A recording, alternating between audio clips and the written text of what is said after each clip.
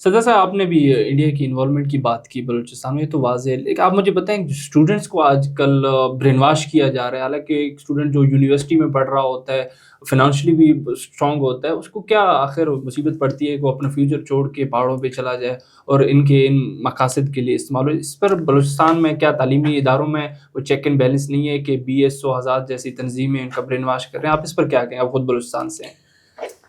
دیکھیں، جہاں تک اسٹوڈنٹ کاؤنسلس کی بات ہے، میں بار بار یہ بات کہتا آ رہا ہوں، اور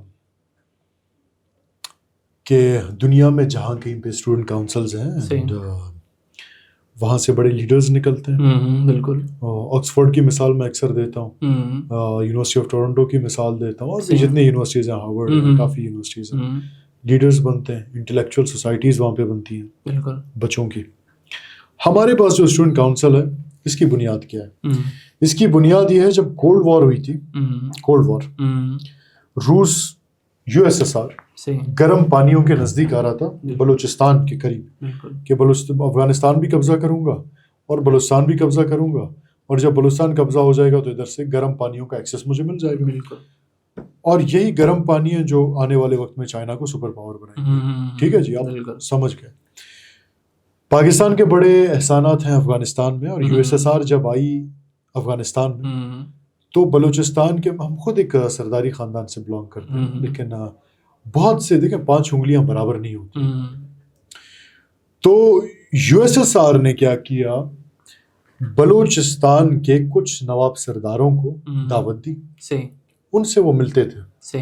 یو ایس ایس آر بہت دنیا کی بڑی طاقت، اس کے سامنے بلوچ نواب سردار کیا ہے یار، دنیا کی عظیم طاقت ہے. بالکل ایسا ہے. ان کا کیا انٹرسٹ ہے ان میں؟ ان کو بلاتے، ان کو لاجسٹکس دیتے، سپلائی دیتے، فنڈنگ کرتے، اور ان کے جو بلوچستان میں بچے ہیں، بلوچستان کے جوان کو اسکالرشپ پہ بلاتے یو ایس ایس آر. صحیح. اب جو نظام وہاں چل رہا تھا، کولڈ وار کی بات کر رہے ہیں، کولڈ وار کی بات کر رہا ہوں، جیسے کچھ ملکوں میں سوشلزم ہے، کچھ میں کیپٹلزم ہے، یا جو بھی ہے، مثال جو بھی ادھر ایک نظام تھا، اس نظام کو سیکھنے کے لیے، صرف اس نظام کو سیکھنے کے لیے اسکالرشپ دی جاتی، اور بلوچستان سے سالانہ 50 کے قریب غالباً اسٹوڈنٹس وہاں جاتے، وہ وہاں پڑھتے، 2-3 سال میں اپنا بیچلرز کمپلیٹ کرتے، واپس آتے، اور یہاں پہ بیٹھ کے سوشلزم پہ کتابیں لکھتے. صحیح. اور جو وہ کتابیں لکھتے، لسانیت کی بنیاد پہ، تعصب کی بنیاد پہ، صحیح، ان چیزوں پہ لکھتے کتابیں، اور ان کتابوں کو پڑھتے ہمارے اسٹوڈنٹ. اور وہ اسٹوڈنٹ، حالانکہ میں کہتا ہوں کہ پاکستان میں اگر سب سے زیادہ ایجوکیشن کی فیسلٹیز، اپرچونٹیز اگر کمپیئر کریں، دیکھیں آن فگرز، یہ نہیں کہ میں منہ سے بات کر رہا ہوں اور جی کوئی بولے کہ جی آپ کے کامنٹ میں لکھے نہیں جی یہ بندہ جھوٹ بول رہا ہے. بالکل آپ ویریفائی کریں، ایوریج نکالیں. بلوچستان میں بہت زیادہ اپرچونٹیز ہیں. میڈیکل اسٹوڈنٹ پنجاب میں اگر پڑھتا ہے نا، تو وہ 2 کروڑ روپے دے کے ڈاکٹر بنتا ہے. ہمارے پاس فری میں ڈاکٹر بن رہے ہیں. انجینئر 40-50 لاکھ روپے دے کے انجینئر بنتے ہیں، ہمارے پاس فری میں بن رہے ہیں. ہمارے پاس 13 کیڈٹ کالجز ہیں، 2 بچیوں کے.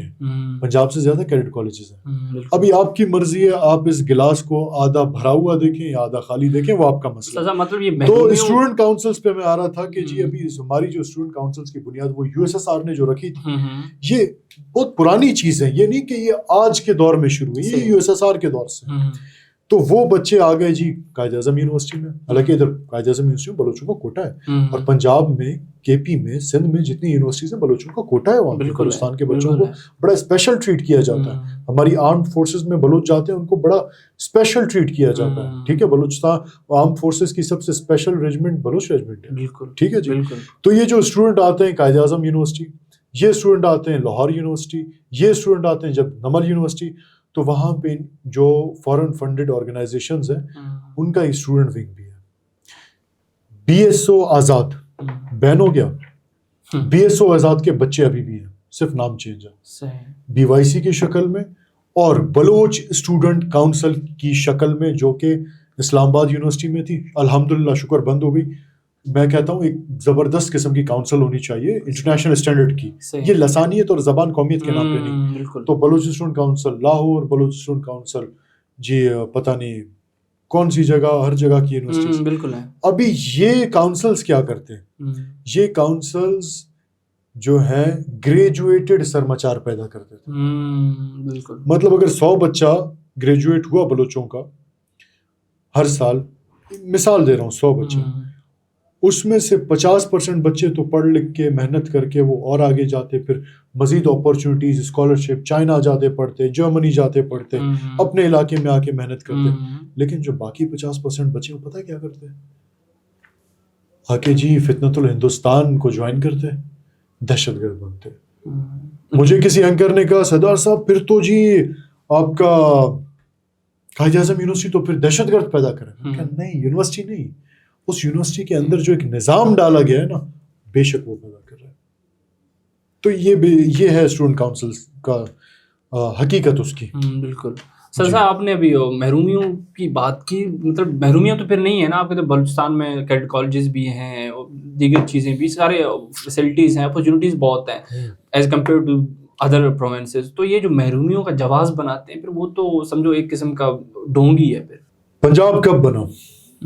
برٹش راج میں. صحیح. کوئی 1840 یا پتہ نہیں 1840 کے قریب, 1839 یا اسی دور میں, اس ٹائم پہ بنا پنجاب صوبہ. صحیح. سندھ بھی کوئی 80s میں جا کے صوبہ بنا. صحیح. کے پی بھی, اس کو بھی خود مختاری 80s میں ملی. بلوچستان کو خود مختاری ملی 70s میں, 1970s میں, 72 میں. اور جو انگریز راج میں 3 با اختیار صوبے بنے وہ پنجاب, سندھ اور کے پی تھے.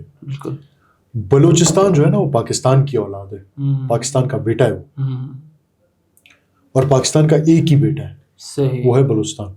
باقی وہ تینوں صوبے, ابھی لوگ میری بات سے نفرت نہ کریں, وہ جو ہیں گود لیے ہوئے ہیں. یہ حقیقت تھی, پاکستان کا بیٹا ہے کہ 1972 میں سمجھیں اس کا جنم ہوا, اس کو مکمل طور پہ اختیارات دیے گئے. ابھی پنجاب میں جہاں تک بات ہے نا, دیکھیں پنجاب کی ڈیولپمنٹ 1830s سے چلتی آ رہی ہے, تب سے وہ صوبہ ہے. سندھ کی ڈیولپمنٹ 18 سے چلتی آ رہی ہے, کے پی کی ڈیولپمنٹ بھی 18 سے چلتی آ رہی ہے. بلوچستان کی ڈیولپمنٹ تو 72 سے چلتی آ رہی ہے. بالکل. تو وہ 150-200 سال پرانی ادھر ڈیولپمنٹ ہے. وہ ڈیولپمنٹ آہستہ آہستہ ہو کے ہمیں نظر آ رہی ہے. ہمیں تو بھی 50 سال ہوئے ہیں غالباً. بالکل. سردار صاحب کافی ہم نے ڈسکس کیا, اور اس کا حل پوچھ رہے تھے کہ آج کا حل کیا ہے. جی, اسی کی طرف جا رہا تھا کہ آپ حل جو ہے نا سارے مسئلوں کا حل کیا ہے بلوچستان. ایک سمپل حل ہے اس کا, وہ یہ ہے کہ بلوچستان میں جو لوکل باڈیز ہیں, جو بلوچستان کا صوبائی بجٹ ہے 252 بلین ڈیولپمنٹ بجٹ ہے جو اس سال کا تھا. اگر اس طرح جتنے بھی بجٹ ہمارے ہر سال آتے ہیں, بلوچستان اسمبلی کی بجائے یہ بجٹ جو ہے یونین کاؤنسل جو ہوتی ہیں, آپ کو پتہ ہے یونین کاؤنسل کیا ہے؟ جی جی, یو سی چیئرمین. تو یونین کاؤنسل کے جو چیئرمین ہیں ان کے حوالے کر دیا جائے. صحیح. یہ سارا بجٹ, جب بجٹ سارا گراؤنڈ تک پہنچ جائے گا نا, اور اگر اس میں آپ نے دے دی ٹرانسپیرنسی, اور بجٹ آپ نے دے دیا سارے گراؤنڈ کو اور ٹرانسپیرنسی دے دی, یونین کاؤنسل کا جو چیئرمین ہے وہ جانتا ہے میری یو سی میں کیا مسئلہ ہے, پل بنانا ہے, روڈ بنانا ہے.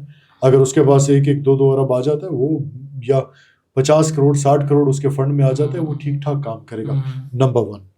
نمبر 2, بلوچستان کے جتنے ہو سکیں اتنے صوبے بنائیں. اچھا. ہماری دیکھیں بلوچستان گورنمنٹ جو ہے اس کی پاور جو ہے اس وقت سینٹرلائزڈ ہے کوئٹہ میں. اب ارمارا تک پہنچنا, گوادر تک پہنچنا, چاغی, پسنی, خوزدار, لسبیلا, ایکسیسیبلٹی, ایڈمنسٹریشن بڑا مشکل ہے, اور لوگوں کے لیے بڑا مشکل ہے اپنے وزیر اعلیٰ تک کوئٹہ تک پہنچنا. اگر بلوچستان میں صوبے بنائے جائیں, پشتونستان ایک بنایا جائے, ساراوان کے نام سے, براوی جتنی ہمارے بھائی ہیں ان کا ایک الگ صوبہ بنایا جائے, اور بلوچ جو ہمارا بلوچ بیلٹ ہے اس کے نام پہ, جالوان کے نام پہ یا کسی بھی نام پہ ایک بلوچ بیلٹ کا ایک الگ صوبہ بنایا جائے. اور بلوچستان میں اگر ایک تو سیٹیں بڑھا دیں یا کچھ ایسا میکینزم بنا دیں, کیونکہ آبادی نہیں ہے, ایریا بہت بڑا ہے اور کام بھی کرنا ہے, اور صوبے اسی شرط میں بنے گی جب سیٹیں زیادہ ہوں گی.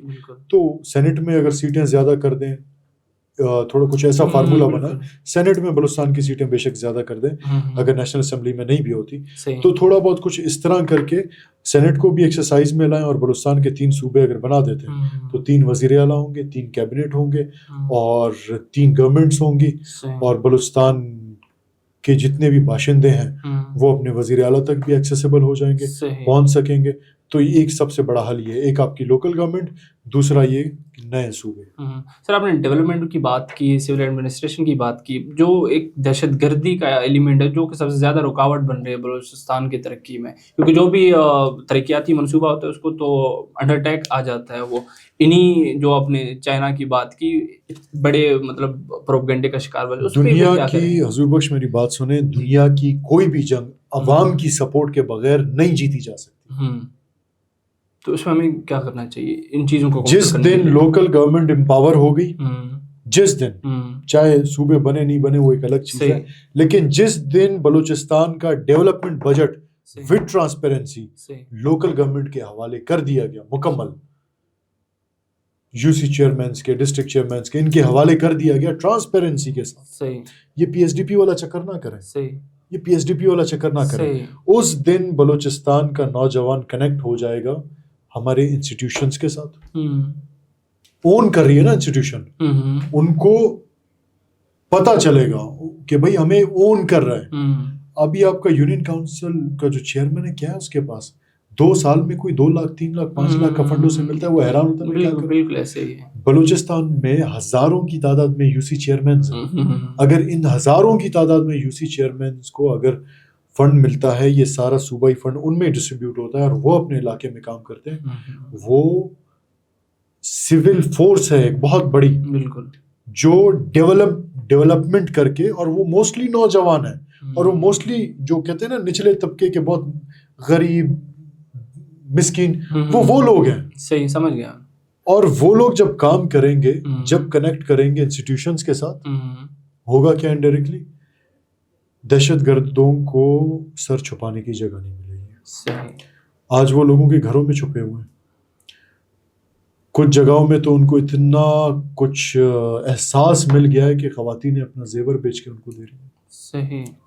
تو بڑا ضروری ہے کہ یہ اقدامات اٹھائے جائیں, لوگوں کے ساتھ کنیکٹ کیا جائے. ہاں غلطیاں ہوئی ہیں, ایسی کوئی بات نہیں غلطیاں نہیں ہوئی ہیں, لیکن غلطیاں ہونے کا مطلب یہ نہیں کہ چیزیں بہتر نہیں ہو سکتی. بہتر ہو سکتی ہیں, بہترین ہو سکتی ہیں. جی سے آپریٹ ہو رہی ہے, اس پر آپ کیا کہیں گے؟ دیکھیں, پہلی بات تو یہ کہ آپ کا جو ڈیجیٹل میڈیا ہے, بندوق کی جنگ بندوق سے لڑی جاتی ہے, محبت سے بھی لڑی جاتی ہے, لیکن جو ڈیجیٹل میڈیا یا ڈیجیٹل وارفیئر کا ہے, اس کی جنگ ڈیجیٹل وارفیئر سے ہی لڑی جائے گی. وہ جتنا جھوٹ بولیں گے, ہمارے میڈیا نے اتنی حقیقت سامنے رکھنی ہے, اتنی حقیقت سامنے رکھنی ہے. ٹھیک ہے جی. ابھی آپ خود سوچیں کہ ان کا نیٹ ورک کتنا اسٹرانگ ہے کہ مہرنگ کی طرف سے یا بی وائی سی کی طرف سے ہیومن رائٹس کو یو این میں ایک اپلیکیشن جاتی ہے, اور وہ بل ہوتا ہے, وہ منظور ہو جاتا ہے کتنے منٹ میں, آپ کو پتا ہے 2 گھنٹے میں. اور پاکستان کو اگر ایسا کوئی بل پاس کرنا ہوتا ہے کتنا ٹائم لگتا ہے؟ 6 مہینے. اتنی لابی ان کی اسٹرانگ ہے.